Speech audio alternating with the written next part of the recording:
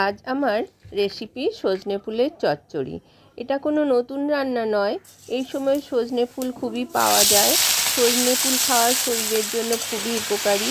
এটা অনেকে অনেক রকমভাবে রান্না করে, তবে আমি কীভাবে রান্না করেছি সেটাই তোমাদের সাথে শেয়ার করব।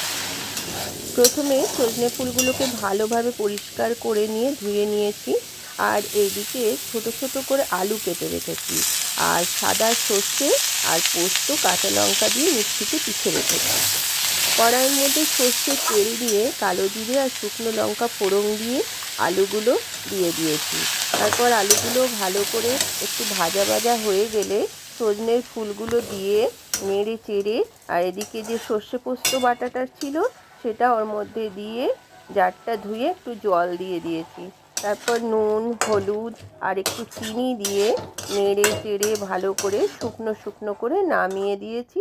এবার তৈরি হয়ে গেল আমার সজনে ফুলের চচ্চড়ি।